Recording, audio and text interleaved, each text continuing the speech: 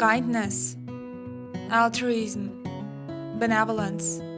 These powerful words characterize Albertans. Albertans have always been big-hearted, caring, and thoughtful. They have always shown compassion to those less fortunate. Beyond doubt, kindness is one of the most important parts of big Albertan soul. We know that kindness is good for society and contributes to the overall health of the community. It's a pleasure to see the people of our beautiful province Alberta who are involved in their community. The kindness that resides in Albertans' hearts makes the world a better place. We will show you how Albertans do their part to make life easier for others. We will show you how Albertans make other people smile. We will show you all those heroes who live in Alberta. And we will answer an important question. Why are Albertans so kind-hearted?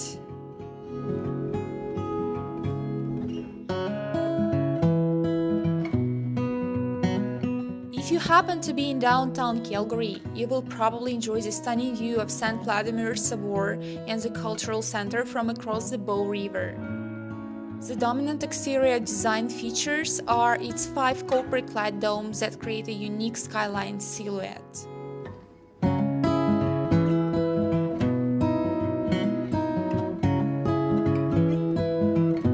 Since the beginning, St. Vladimir's Ukrainian Orthodox Church of Calgary has been the guiding star of those who have been displaced. The Ukrainian Humanitarian Aid Committee delivers the Ukrainian Humanitarian Aid Program of St. Vladimir's Ukrainian Orthodox Sobor.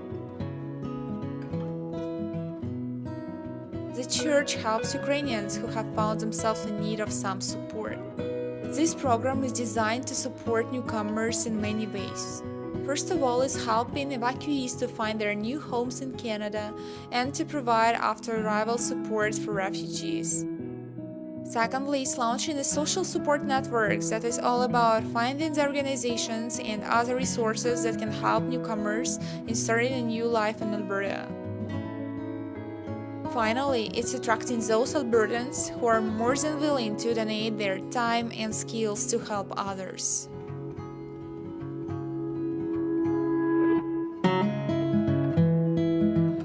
Olga is the president of St. Vladimir's Parish Council. She has been doing a tremendous job since the war's very beginning. She's an Albertan Ukrainian who is deeply concerned about the horrible effects of the warfare that is currently going on in her native country. My name is Olga and I came to Calgary 16 years ago from Ukraine, from the beautiful city of Lviv. At some point, I decided it's time to give back to community. At that time, when the war started, I was at the parish council of St. Vlad Sobor, and we were thinking, initially in the first couple of weeks, not many people are applying to get to Canada because everyone was basically still understanding what's going on. But we thought that we might get some people coming at some point of time. And at that point, we decided it's a good idea to start creating the committee which would help newcomers. Yeah, so basically we are helping everyone. We are not looking for specific religion, or we are not looking for specific gender. We are not looking for specific race. Like everyone who is coming from Kuwait, visa basically are our clients.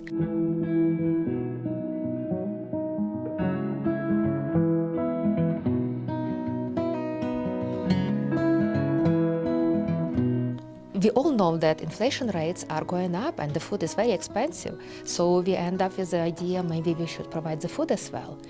And we had some great supporters who were coming every Saturday and bringing food to us. So that's how from very small idea, we kind of ended up with quite a hub for people fleeing war from Ukraine, which would come here as to the gathering place to basically to get as many services as possible.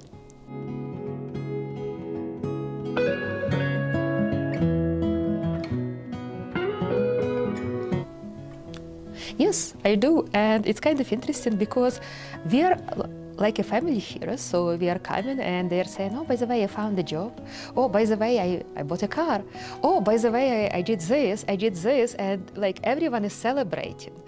It's not only me, I think that's also volunteers who are working for the center, because over the time, the people who got help first, they were coming back saying, what can I do to help you? And they were coming and they were staying. So over now, we are all big family who supports each other. We had families with children, and those families ended up like the children were coming and also helping out and trying to do what they could, just saying to the parents, oh, can we go back to the church and basically to help out. I can say, like, at some point of your life, you feel the need to give back to community. And I was growing up, and my mom was basically also helping others. And at some point, I was asking her, why do we help people? And she told me, you know, it's always better to give than to receive. I could not understand that until I was like 25 or 30, but I do understand. So when you are giving back, when you are giving, you are receiving back the good emotions. And those emotions, sometimes they are worth more than the money or time you are giving. And those emotions are something which basically drives you all the time.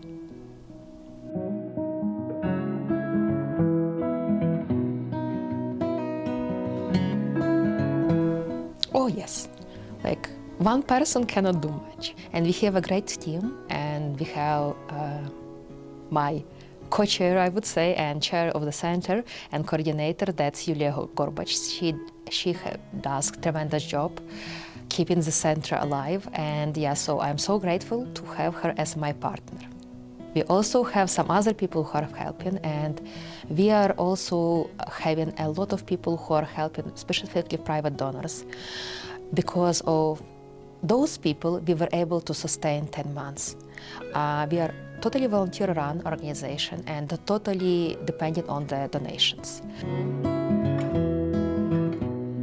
Yeah, we just continue to do what we can do, and I would also thank you everyone for their donations so far, and we are looking forward to further support from the wider Calgary community.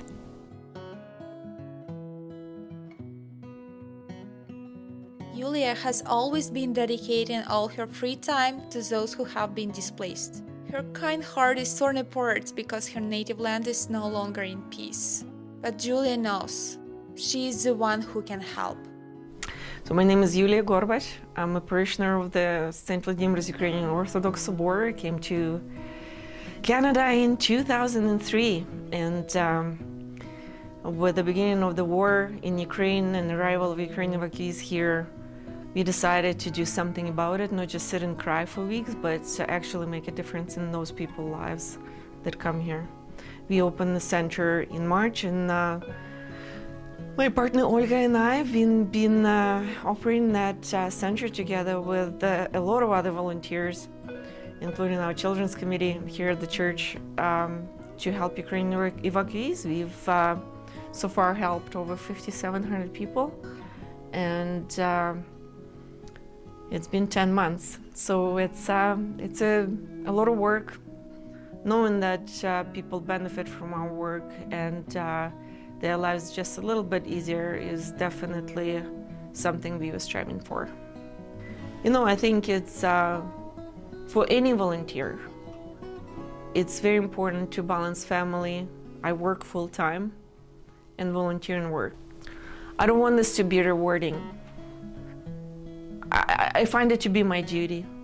I find this to be the least I can do to help people in the war. And I don't seek the reward in this.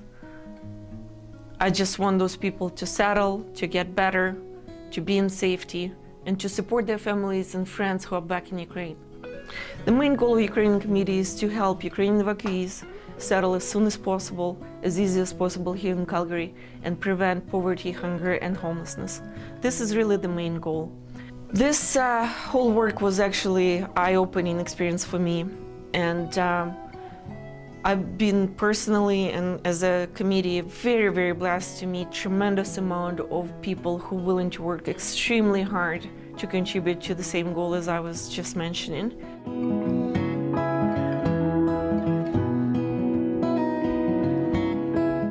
Mark is an active member of St. Stephen Proto-Mature Ukrainian Catholic Church. He has been supporting newcomers coming to Calgary and Alberta. Mark has always appreciated the significance of helping others. It's a matter of paramount importance for Mark to make those who are less fortunate feel supported. Mark's kindness has become the spark of hope for many families who have recently come to Alberta. Hi, my name is Mark Iwanchina. I'm chairman of the Ukraine Support Committee here at St. Stephen's Church. I've been a volunteer all my life. I've been blessed with many things, and I think it's important to give back. In fact, I once won the Volunteer of the Year award with Hockey Calgary for my community. Our parish started to help refugees coming from Syria. And now one legacy of that involvement is that we have a Melkite parish participating in our church. So these are Syrian Catholics who come and have their church services here once a week. So we got some exposure to helping out refugees. Now when Ukraine was invaded this year, that took us to a whole different level, and we had to get involved in helping out refugees coming from Ukraine. Certainly it wasn't something we were forced to do, but that we definitely wanted to do. So we've been doing a few different things. The first is fundraising. We've raised hundreds of thousands of dollars in fundraising to help Ukrainian refugees. And along the way, now we're looking at ways to deploy all those funds that we've raised. And we've done that really in three different areas: basic needs, education, and housing. And I'll talk about each one of those. In the education front, most Ukrainian newcomers need to improve their English skills. And so we, along with other parishes in Calgary, have put money towards English as a second language classes. For newcomers, Ukrainian newcomers, they need to get English so that they can find a job, and then to find a job so that they can pay for housing. It's basically been our mantra, which is learn English, find a job, and get housing. So the second of those is housing, and our committee at St. Stephen's has helped newcomers find housing. We have helped people who have gone to the food bank and boast they're very appreciative when they get their food, and so it's nice to see that, but at the same time it's very sad just thinking that they need to use the food bank, which means they're living close to the poverty line. There's many actions taken on by our parishioners to help people with basic needs. And that's really on a day-to-day basis. These are things like we will provide food cards to newcomers, starter packages for their homes, moving furniture and household goods, and this takes place on a weekly basis. And sometimes newcomers need drivers to get to places, translators, sometimes they need medical assistance. Some of the things that we've done, in the summer we prepared 150 backpacks, which were stuffed with back-to-school supplies for kids.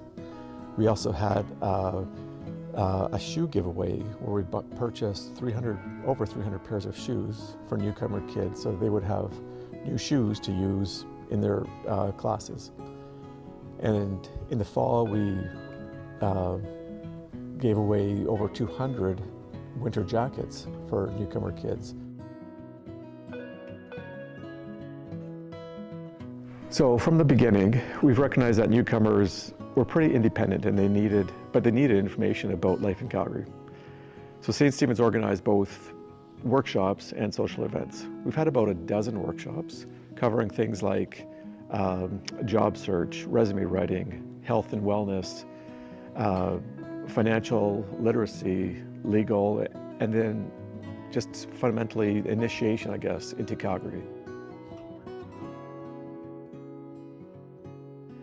We didn't know how many people to expect at first. We thought it might be a few hundred people, maybe 1,000. been over 7,000 people coming to Calgary. So far more, 7 times more than what we thought. And all these people need help. We put in place, again, jointly, summer schools for the children, kind of a school prep class. And we've put in place, we've held a job fair.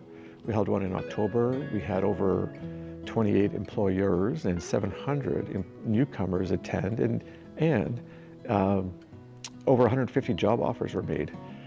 You know, all the newcomers are really well educated. They're intelligent people. Once they learn English, they're excellent employees. It's really hard to know how many more newcomers are coming. And so we'll continue working with them and establishing different programs. We'll support certainly anyone who's looking for support the best way that we can.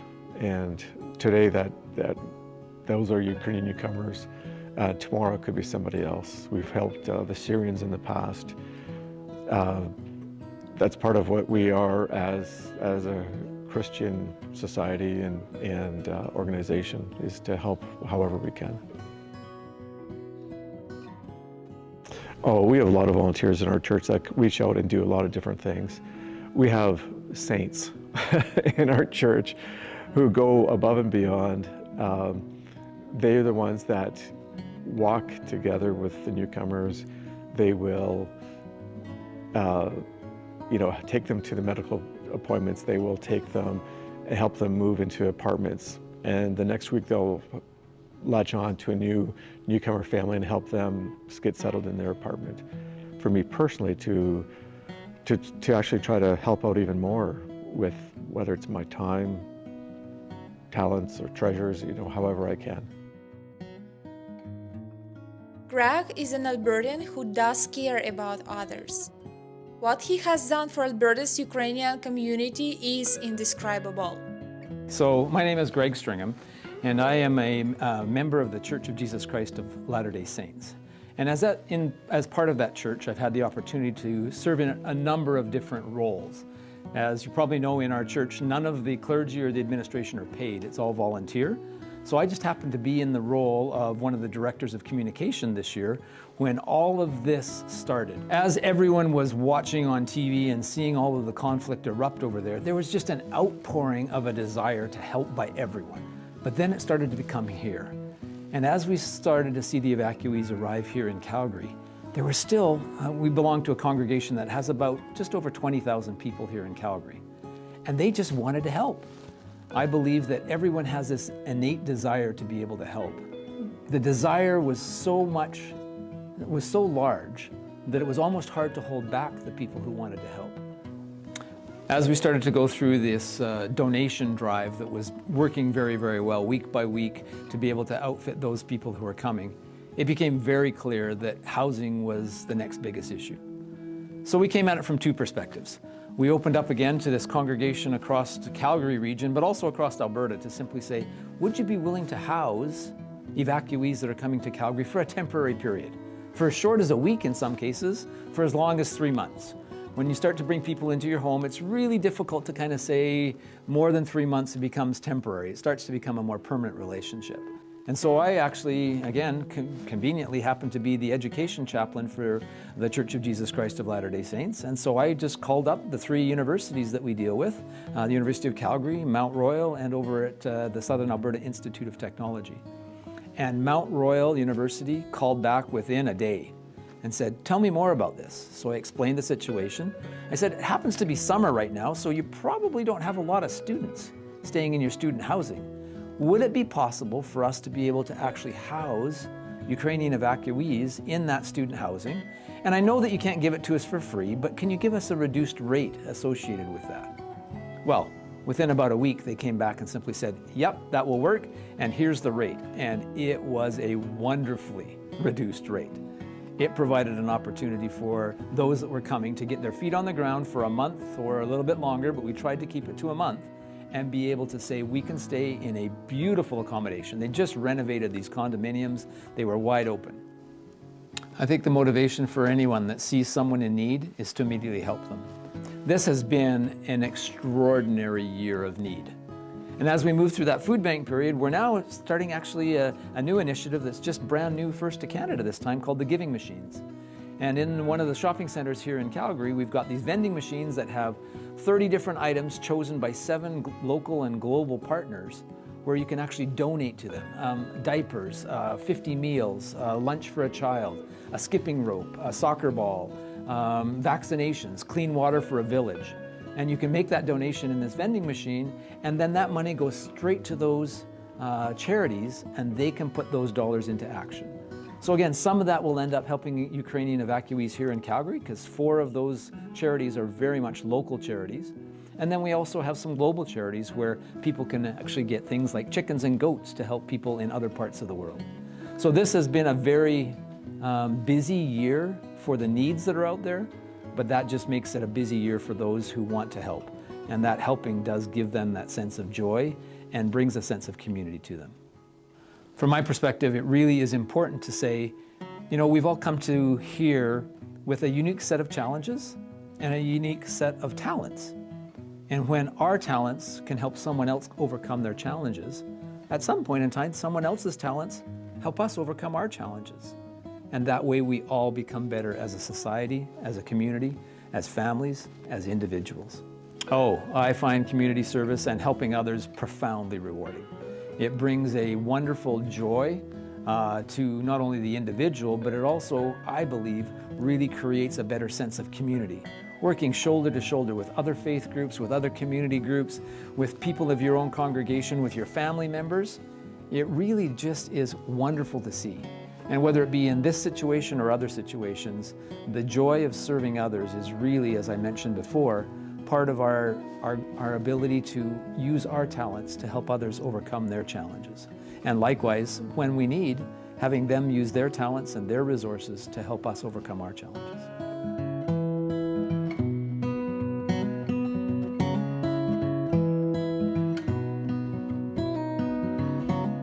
I think what moves my heart and many of the others as well is that fundamental belief that we are all equal and that we really do have been given different resources and different challenges to be able to help ourselves grow, but more importantly to help others grow as well. I felt I cannot just stand and don't do anything but everyone is doing something. I have to go and do something. It's a hard question to answer because it's just an internal energy that I want to help others, we're all equal. Just giving back. In this episode, you have met the first 2 Albertans who care about others and do good deeds. This episode's heroes have already helped hundreds of people, and it might seem that their kindness is immeasurable. Thank you, kind-hearted Albertans. What you are doing will never be forgotten.